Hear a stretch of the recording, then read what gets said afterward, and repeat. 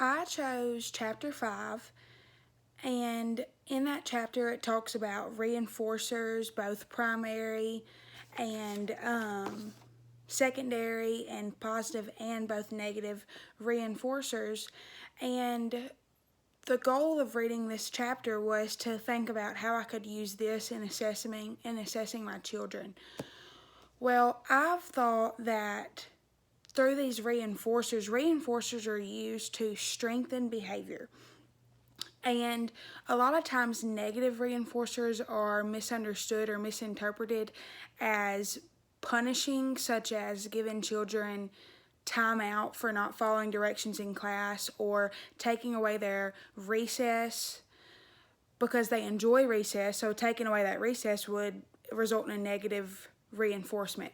But negative reinforcement could be used as an example of, for instance, if you have a child at home and they are washing dishes, and they are doing their homework, and they did their homework successfully with no complaining, then if they do not like doing, for instance, dishes, or they don't like taking the trash out, say, hey, baby, you don't have to take out the trash today because you did so great on your homework.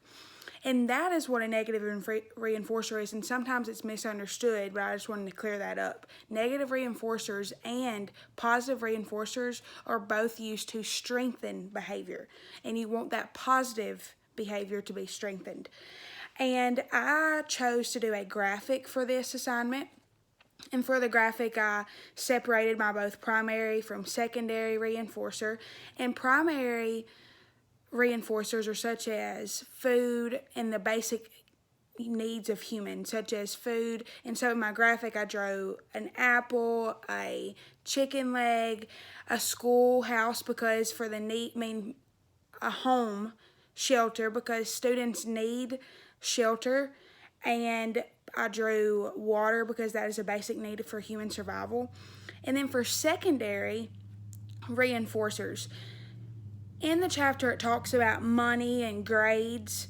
Well, money and grades, children do not learn the value of money and grades until praise is given to them. For instance, if a child comes home with an A plus on his or her assignment, and the parent or guardian rewards them with money, then money then at that moment receives value.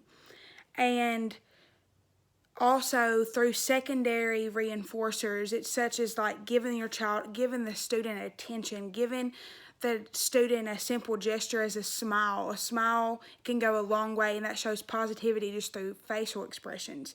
And then also, it can be a secondary reinforcer can be allowing them to play with a certain toy, or allowing them to play with a certain iPad during class discussion or class center time, and rewarding them for that positive behavior and that positive effort by giving them something that they enjoy to do, such as in my classroom we have iPads that we use during reading time or daily 5, and I can pass out those iPads to the ones that have been following direction, have been on task, have been working really hard, and that's their reward. But on that iPad they're still doing literacy games, such as alphabet letters and things of that sort.